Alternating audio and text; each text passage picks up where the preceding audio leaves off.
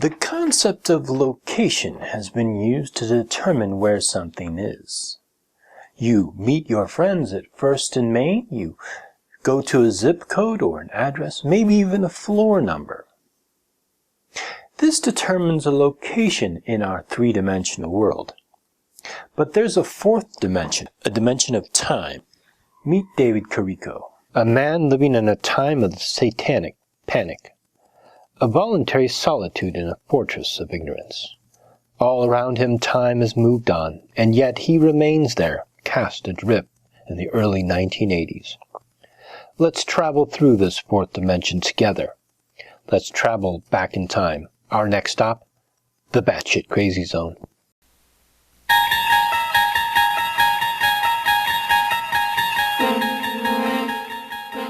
You're traveling through to another dimension, a dimension of not only paranoia and delusion, but of idiocy. A journey into a wondrous land whose boundaries are that of pure ignorance. Your next stop, the batshit crazy zone.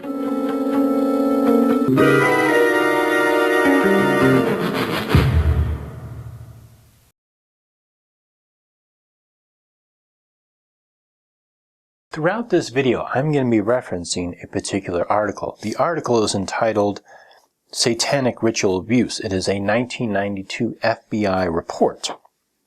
It is by a Kenneth V. Lanning, the Supervisory Special Agent Behavioral Science Unit, National Center for the Analysis of Violent Crime.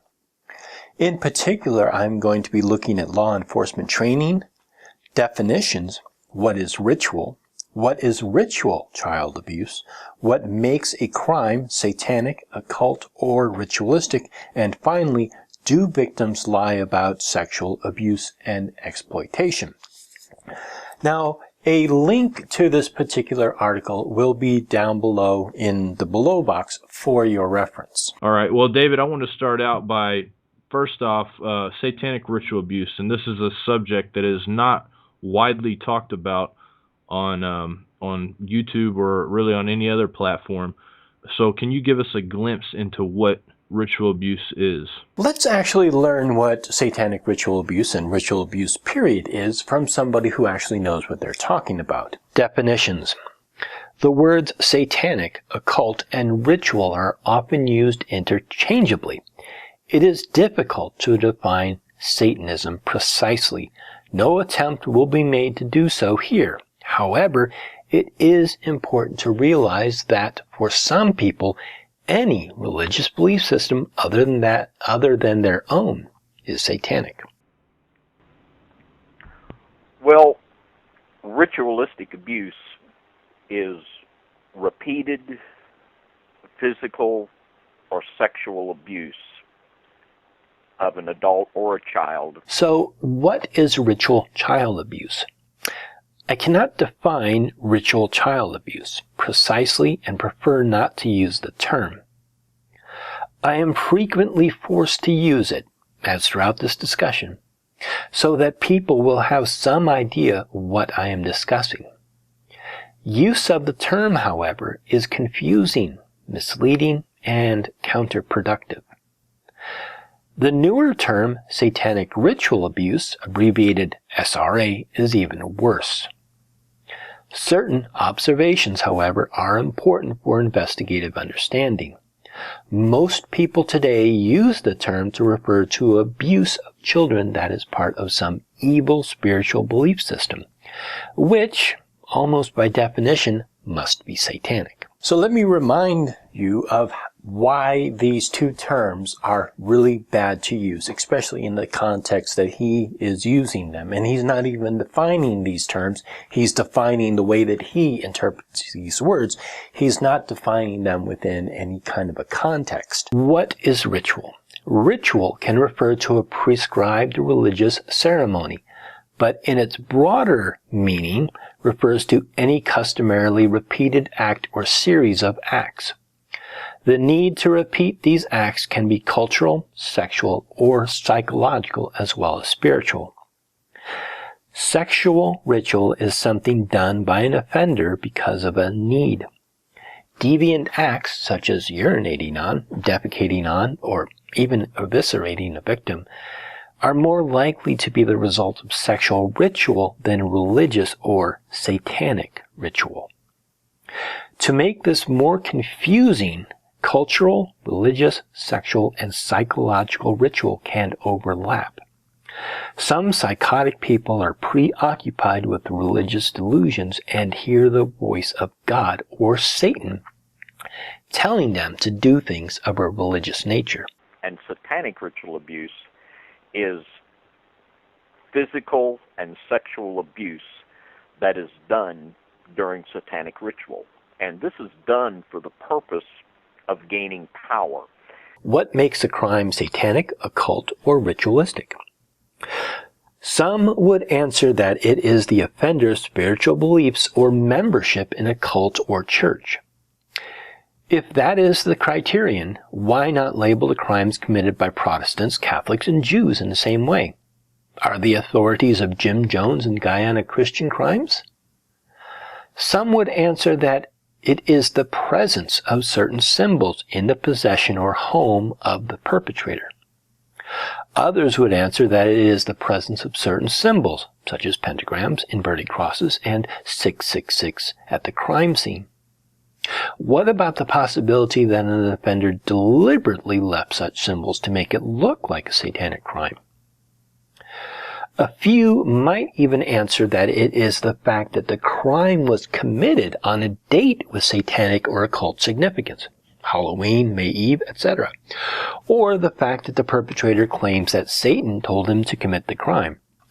This is compounded by the fact that it is sometimes stated that Satanists can celebrate these holidays on several days on either side of the official date, or that the birthdays of the practitioners can also be holiday. And in the occult world, the fellow that really laid the groundwork for this was a man by the name of Aleister Crowley. And Mr. Crowley was also a Freemason. Not exactly. You see, Aleister Crowley was a member of irregular Freemason groups. The Grand Lodge of England does not recognize him as a member of the craft. And regardless, what the events that occurred in 1988 has absolutely nothing to do with Aleister Crowley, who died in 1947. And when you study Satanism, and a quote we often use in seminars is a quote by Anton Sandor LaVey, and Mr. LaVey made the statement that if you study any serious occult order, it will take you right back to the lodge. First of all, whatever Anton LaVey said about how other occult orders were created or whatever, that's his opinion. It doesn't mean that that is fact. For whatever reason, he's trying to tie these things all together. So let me just kind of break this apart a little bit. Freemasonry is a fraternal order. Magical orders are magical orders. One of the reasons why people joined, say, the Order of Temple Orientis or the Hermetic Order of the Golden Dawn is because they practice ritual magic, which is not done in the Freemasons. So there are people who may have been in one order or the other, but it was like being a member of two organizations. One does not influence or have any impact upon the other. The only common denominator is the member, who is either a member of this one and that one, or a member of only this one and not the other one. So the common denominator is the member and not the function. And this is certainly true. And Mr. Crowley wrote one of his books called Magic and Theory and Practice, and it's virtually a handbook on ritual sacrifice. This single chapter in all of the books that Crowley has written has been used and taken out of context ad nauseum. And it is, first of all, anyone who takes any occult writing completely literally and performs everything in there that is asked or written is a freaking moron. At the very end of this chapter, on page 210, Crowley writes, "You are also likely to get into trouble over this chapter unless you truly comprehend its meaning." And he says quite plainly that a male child of perfect innocence is the most suitable sacrifice. And we call this Masonic Satanism. Aleister Crowley never performed human sacrifice, nor was he ever charged with murder. Because the heads of the satanic world, Mr. Crowley and many other we could name. Mr. Crowley was in 2 occult organizations, the Golden Dawn and the OTO. Both were founded by Freemasons. The membership was exclusively Masonic, and it was like a lodge within a lodge. And Freemasonry provides the structure for groups like the Golden Dawn, OTO, Rosicrucian, and an endless number of groups to function within the parameters of Freemasonry on a worldwide basis. And this is the basic way that these occult groups work, and it's the way that they recruit.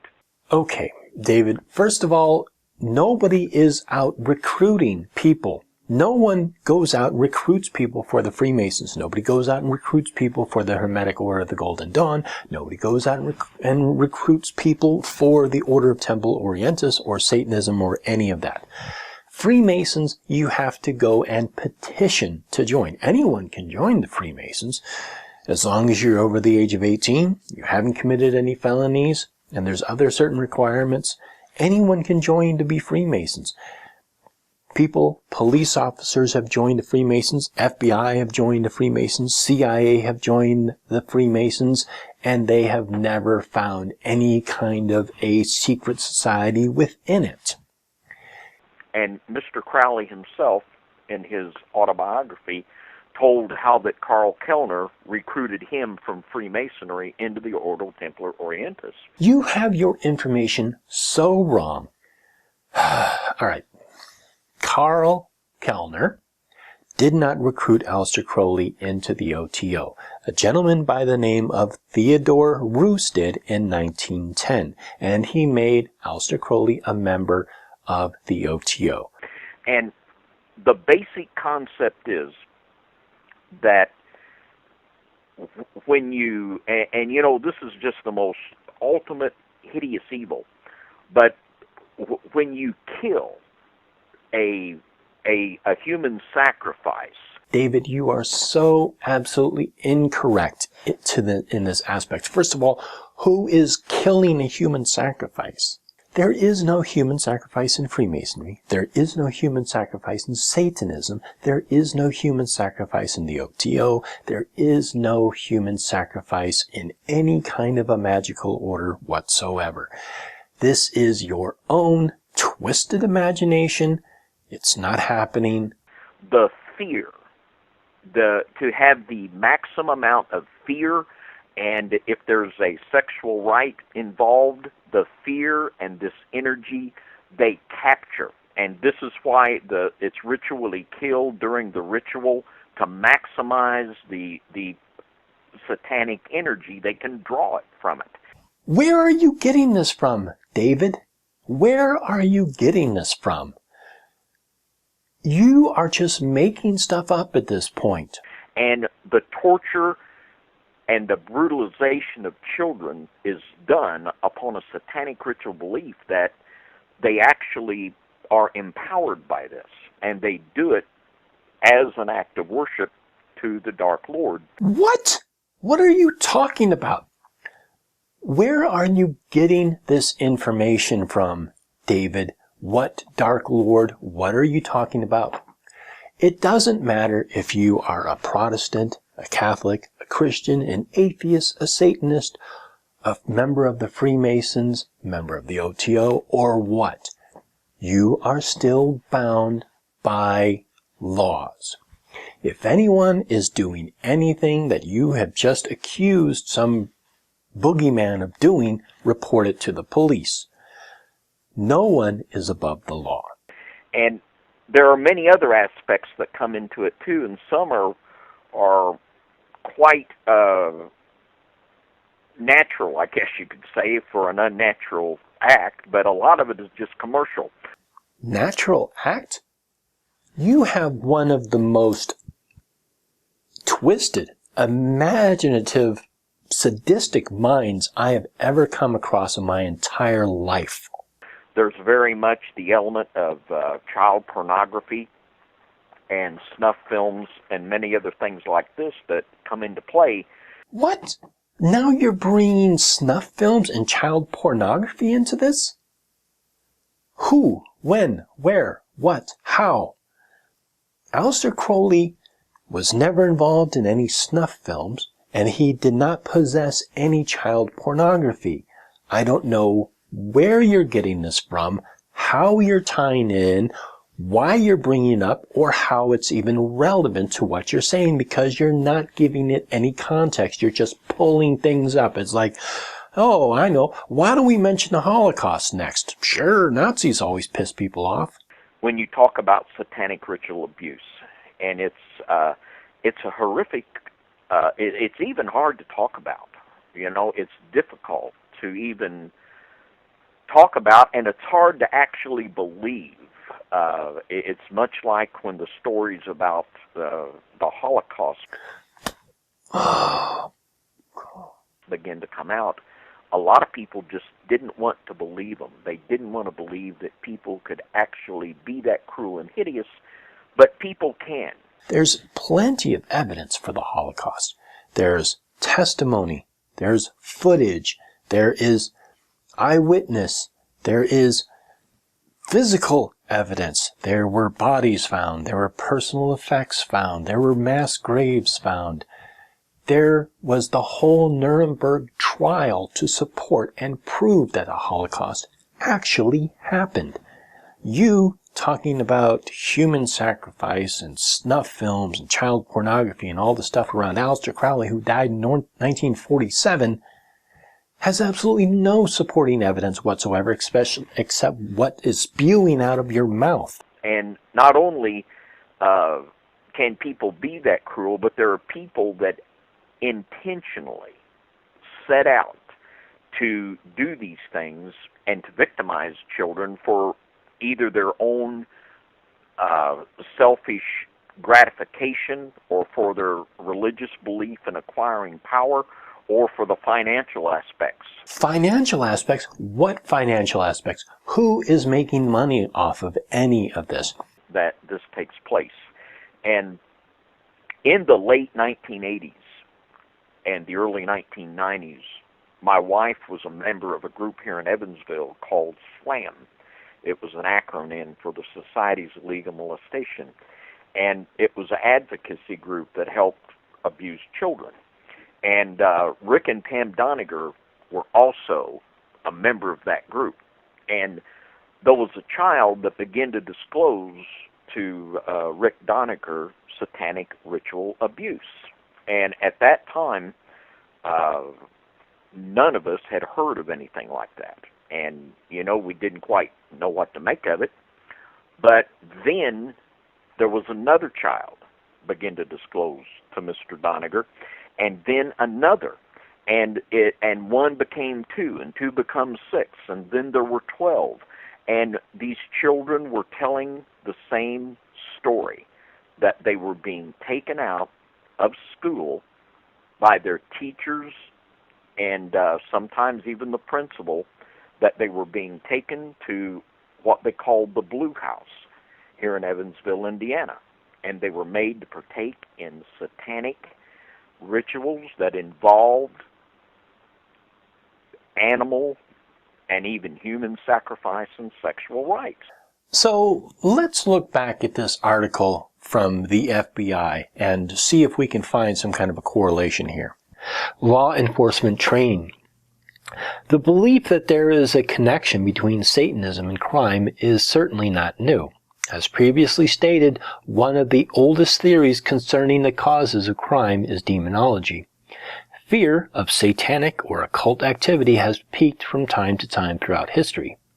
Today, Satanism and a wide variety of other terms are used interchangeably in reference to certain crimes. Typical topics covered include the following: ritualistic abuse of children as part of bizarre ceremonies and human sacrifices, organized, traditional, or multi-generational satanic groups involved in organized conspiracies, such as taking over daycare centers, infiltrating police departments, and trafficking in human sacrifice victims. The big conspiracy theory, which implies that Satanists are responsible for such things as Adolf Hitler, World War II, abortion, illegal drugs, pornography, Watergate, and Irangate, and have infiltrated the Department of Justice, the Pentagon, and the White House.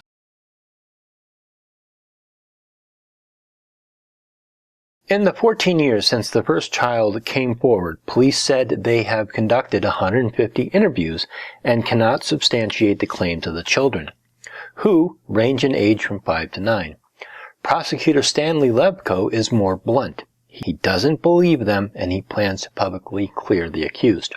In all these cases, I don't know of a single shred of credible collaborating evidence, Levko said. Despite numerous claims, there has apparently been only one criminal conviction stemming from charges of satanic ritual abuse in the U.S., Lanning said. The dilemma, Lanning said, is that cases that appear clear-cut often unravel under more rigorous investigation, and supposedly independent accounts sometimes prove not to be so independent.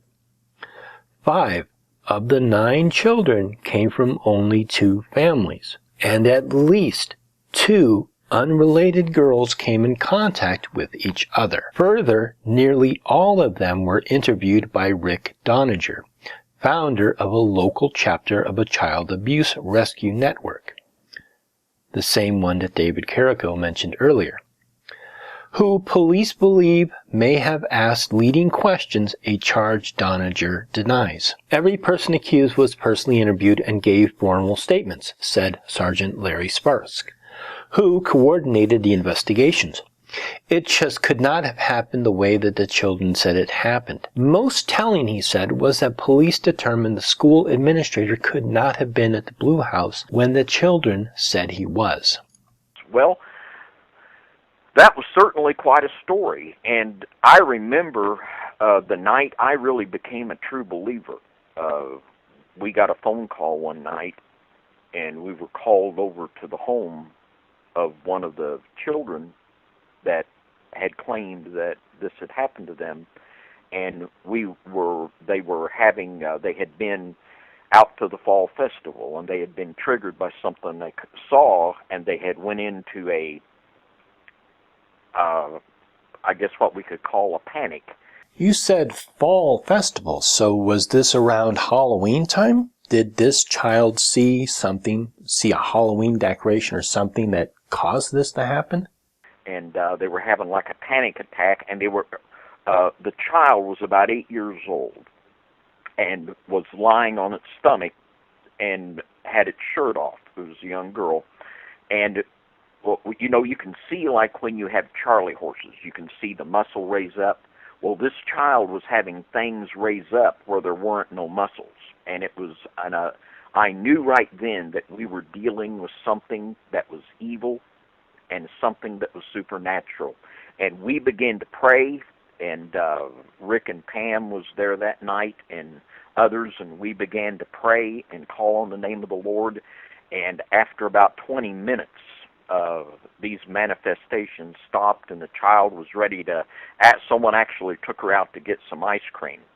And I knew then that we were confronting something that was real and something that was horrifically evil beyond anything that I thought might actually be in our town. And as things went on, people in the community began to take seriously what these children were saying. One of those people was Sue Donaldson, who was a professor at the University of Southern Indiana, professor of psychology, and she examined 6 of the children. And she went on public record, Current Affair, did a program on the Blue House episode, and she went on Current Affair and talked about the 6 children that she examined, and she said that each and every one of the children she examined was marked on around the inside on their arm. And this is done in satanic cults. It's a way of branding. It's a way of control, letting them know that you own, the cult owns them.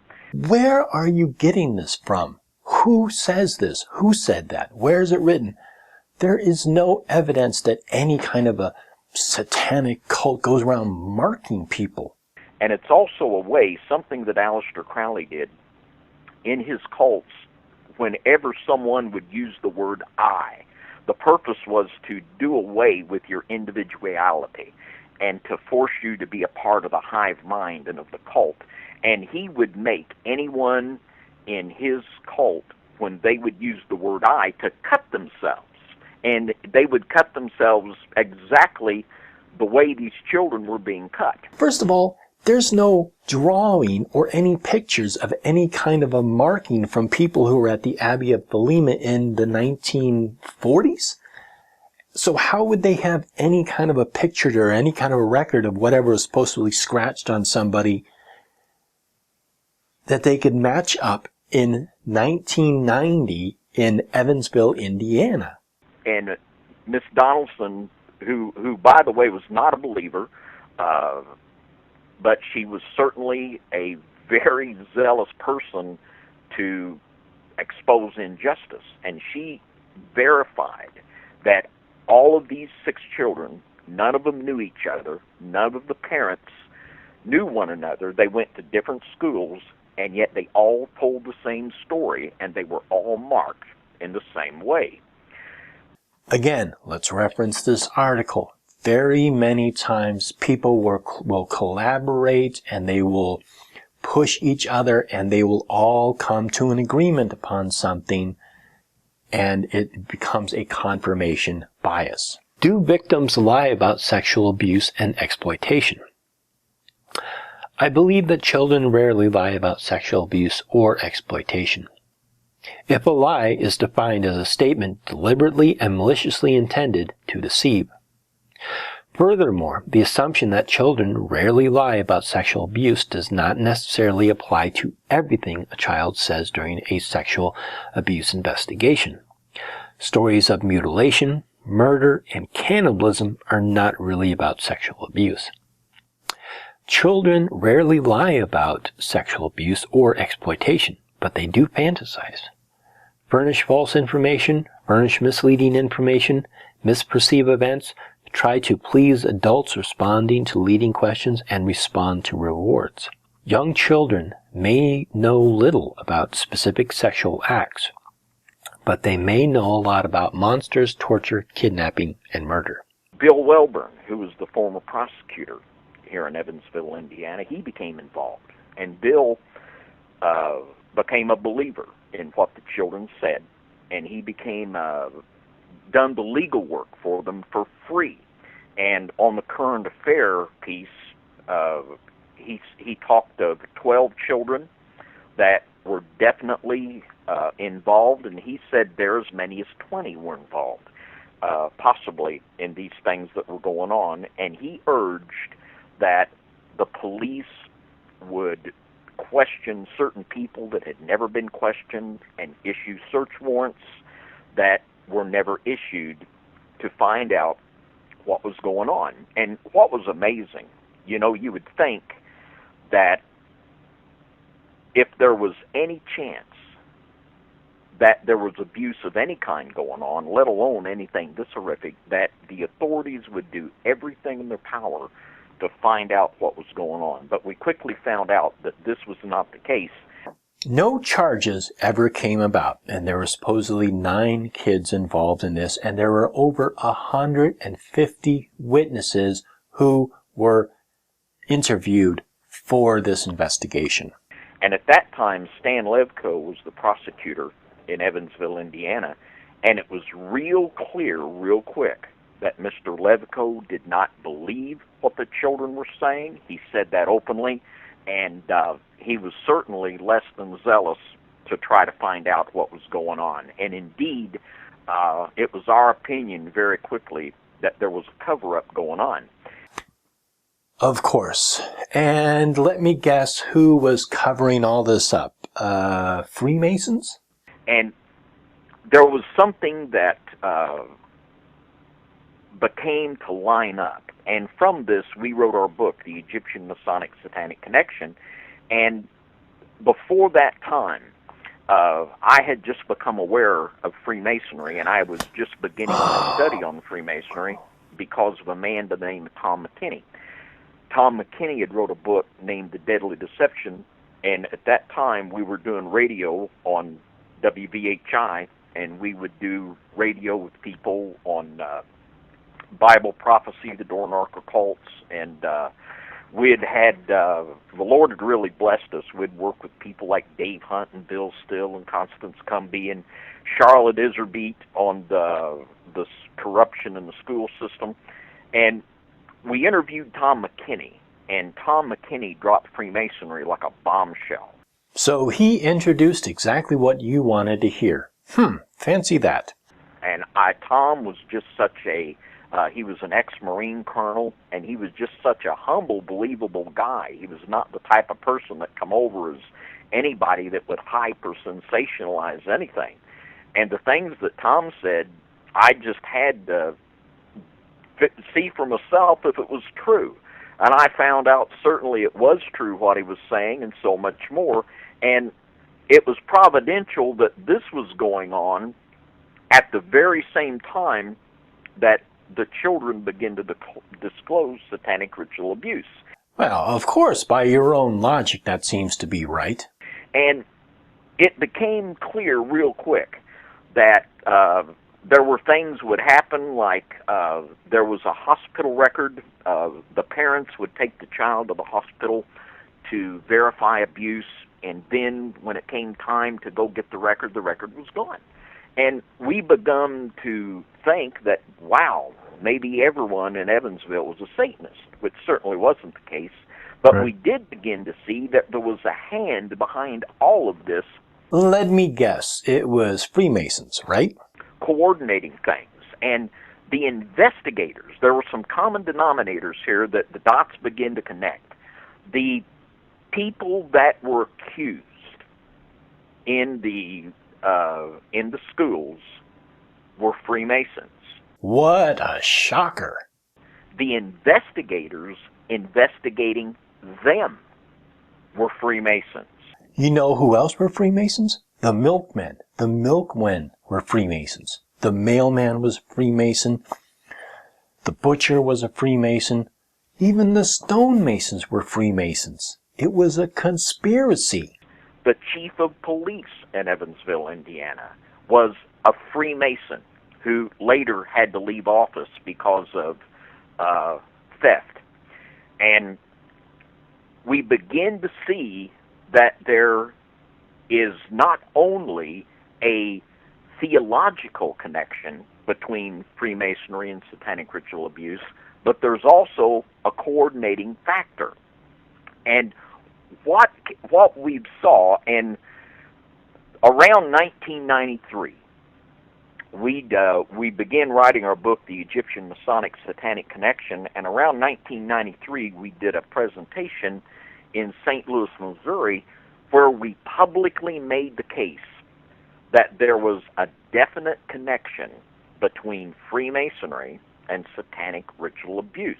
And since that time, worldwide, therapists and ministries that deal with this issue, they understand and know that there is definitely a connection.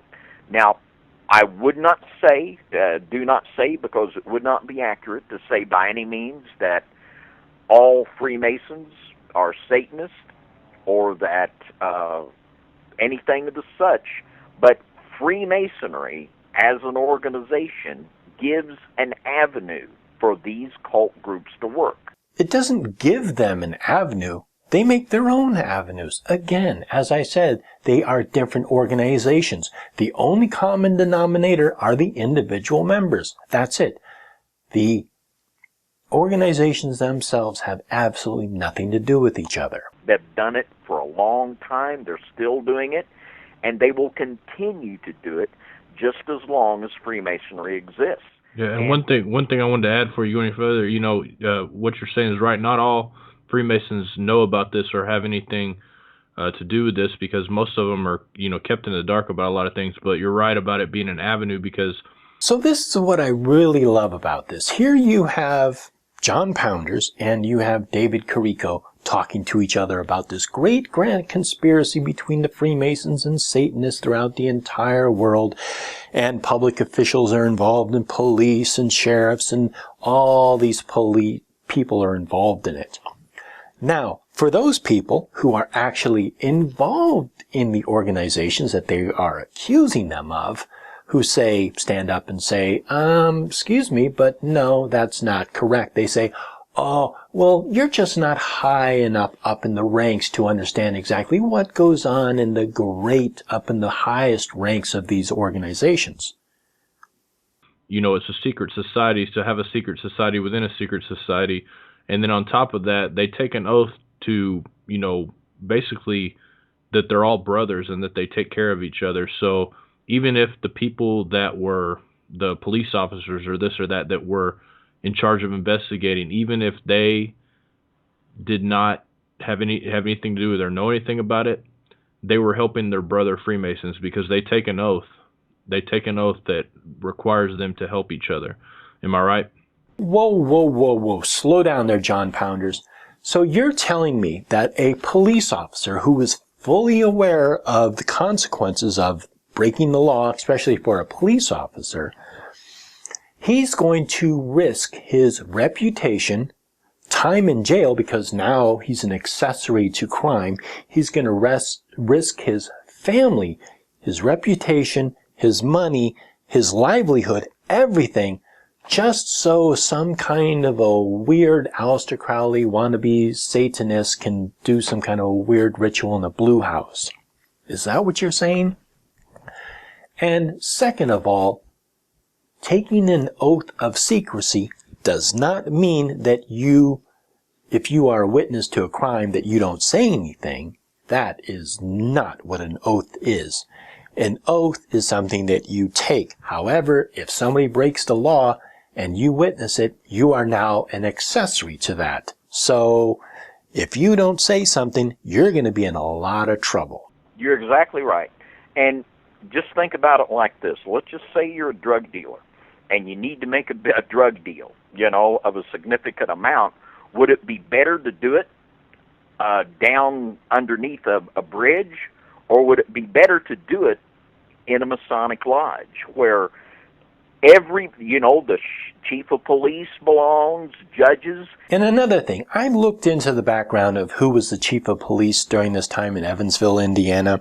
There was a gentleman named Hamner in 1987 who was succeeded by a gentleman named Gann in 1991. I looked at what records I could of the members of the Evansville, Indiana Freemasons Lodge. None of these names came up. And everybody that goes into that lodge has sworn a death oath not to say what goes on those lodge properties. Well, this is the end of this video. This man is living in the past. He is living during the time of the Satanic Panic. I hope you enjoyed this video. Thank you so much, and blessed be. I can't even believe that this man has a microphone in front of him and he is allowed to spew out this garbage. Let's look back at this article that was written in 1992 by the FBI. Let's also look at this article that was written about the Blue House event. None of these things are true. If there was any evidence for any of this, people would have been prosecuted, people would have been put in jail. There